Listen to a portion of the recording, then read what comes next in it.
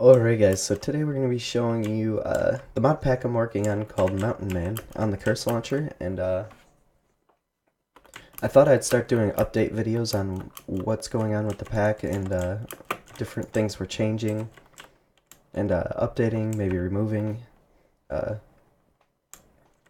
and yeah, so we'll head over to the city, and I just want to do a sneak peek of the city itself. There's not a whole lot going on there just yet with the NPCs, but we've got some basic stuff going, and yeah, so you can check out what's gonna be changed in the map before we get there. So one of the quests you're gonna have in the ranger section is I've got them all completed, but you're gonna come to the gatekeeper here. Save that, and you're gonna come talk to him, and he's gonna tell you something along the lines of you need to find his key because he's a dunce and he forgot his key. And that's just a generated name from NPCs. We'll change all that up later on, but so you come to him, you click on him, he says hello, so whatever your name is, and then welcome to the outside of Anduin, blah blah blah blah blah. So we'll change that too anyways. We're just getting the basic structures of the quests going and making them interact with the quest book here. So here's our green block, and we're gonna come over here. It says, look at that, quest complete. Next, you come back to the gatekeeper here, and he'll give you some EXP. You've completed the quest, great job. Now go near the gate, and it'll open, right? And as you heard the EXP thing go off, I'm gonna build a little dock here with some boats so you can float into the city, but let's grab one out of here now because I'm always prepared. Boom. Sorry about that. So as you can see, we've got our two gate towers here with some beacons up there. I think they look pretty cool. That's just the start of the city. Then we could once we start heading in here, you get close to it and the gates open for you automatically, which is awesome. And then now that we're in the walls, you can see they're a little beaten up, but when you get so far away from here, it close back up. Now I don't want to ruin everything, but I almost did like a little sneak peek in my last two tutorials, if you've noticed here.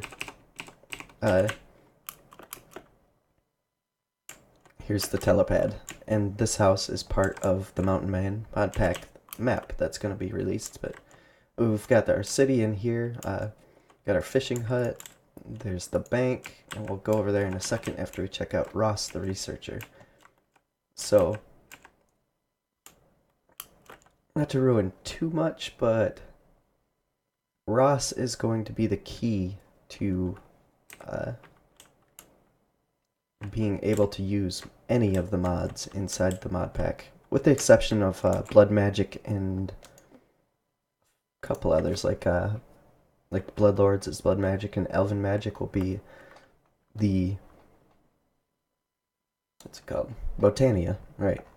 So another change we did is we added Gluttony last time and Moneymonger. So if you haven't seen these two, those are new. Gluttony is basically collecting different kinds of fruits and things, but their Gluttony will be added on to quite a bit actually. And then you've got Growthcraft Cellar, which we're going to be brewing alcohol in order to get that one. Now Moneymonger is basically what it sounds like. You're going to collect one money to, or cash, so on and so forth, all the way up to $9,000. But yeah, he's going to be your key to unlocking all the mods that are like man's machines and things like that, and immersive engineering. Also, probably applied energistics, but I'm not sure about that one just yet. But it's a cool little house. Yeah, he's gonna be your main man because he's gonna. I'm gonna actually change up some recipes and whatnot to make it so you have to go through him to even start those mods. Hey, I can't stop coughing. But if we head around the city, we'll come to the bank, which is another building I just got done doing not too long ago. So here, Banker is almost like your own personal ender chest. You can come to him, say hello. I'm going to change up some of his auto responses too, so yeah. It's kind of just an overview of what's going on in the pack and everything. Also, I wanted to remind myself that Solar Sorcery, I did have uh, Solar Expansion here. I replaced it with Solar Flux. Now, the solar panels are basically the same in their power generation. The only difference is we get these different upgrades that we can put in them, like efficiency and the furnace upgrades and things like that. So that's cool. The one thing I do want to do with Man's Machines is take this diamond out of here, and a lot of these quests will be done up, like these unnamed ones. Those are going to be completed tonight if I can, but the diamond is going to be replaced with loot bags. So that'd be a big thing too. Let's see, what was I going at? Oh, right, the banker. So you've got the banker here, and he will trade you blocks of iron for the money. So that's how you do your money monger, and you can use this money throughout the town to buy different goods and things like that. So there's a little bit of an economy going on. Like if you wanted to go over to the blacksmith and buy some things, or you want food, you don't want to grow it yourself, which you will have to grow the food, but certain things you won't have to, like cakes and cheese or whatever. So next we're to the fisher now. This guy is really going to get you started if you're not going to go mining. You come here to him, and right now he doesn't have prices, but he's going to sell fish, he's going to buy fish, he's going to sell some bait and some fishing tools and rods and things like that. And you just come out here, you can go out to the dock and fish, or you can toss your bait inside the fish trap and sell your goods to him, and you kind of work your way up. So you go from like a fisherman to blacksmithing or mining, and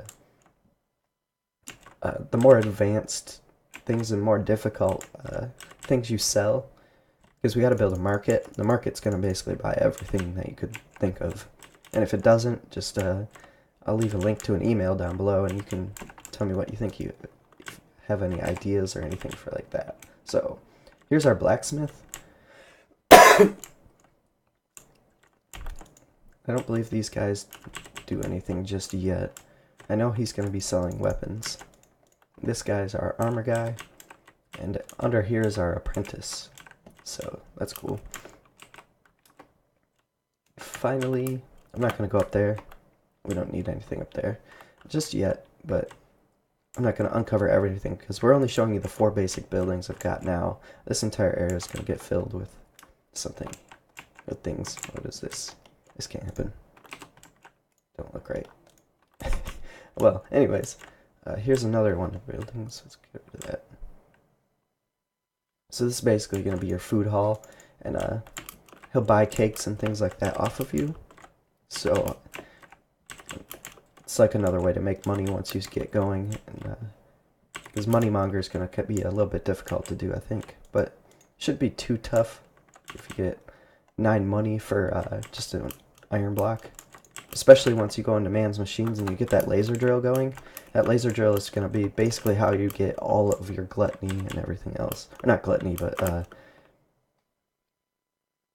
get a lot of your dwarven greed things and stuff like that. And finally, the last building that's not really a building. This is kind of like a shrine to Applied Energistics. So you've got your meteor sitting in here, hanging out and all that good stuff. But there's going to be so much more to add, and I'm really hoping we can get it done in a month, but I work a full-time job. We still have to build things for elven magic and blood magic and some few other little things. I'm going to add in a ton of Easter eggs, like hidden deep storage units and chests and all kinds of loot that you can get into, which would be really cool, and there'll probably be some mobs hidden about the map that just give away free shit. But yeah, that should about cover it. And like I said, I'll leave a link to my Twitter and my email that I'm using for this to, if you want to contact me, if you found bugs, if you have downloaded the pack on the mob, or the curse launcher, what am I talking about? And even if you just have ideas of things that need to be changed, one thing, I just forgot about that, Orc Bloodlust. Orc Bloodlust is one of those that you have to kill the mobs in order to basically complete it. So you have to kill 1,000 skeletons. And I was watching a kind of like a visit of my mod pack. Now I'm thinking killing 10 skeletons, no problem. Killing 100, not that bad actually. If you have a mob spawner, killing 1,000 or 10,000 might be a little rough. So these last ones might actually be changed over to getting string, and it will definitely be more than 1,000 string. The string's actually really easy to get. So the two later tier ones are probably going to get updated to make them not so much less difficult, but less tedious. Sitting there, killing that many skeletons, you're probably going to end up just automating it with some sort of clicker or whatever. I don't want to do that. But there's going to be some recipe changes for sure, and I think that's about covers everything this time. And oh, right. I keep forgetting. I added Ender IO. And I added Ender Storage, so that's going to be in the next update.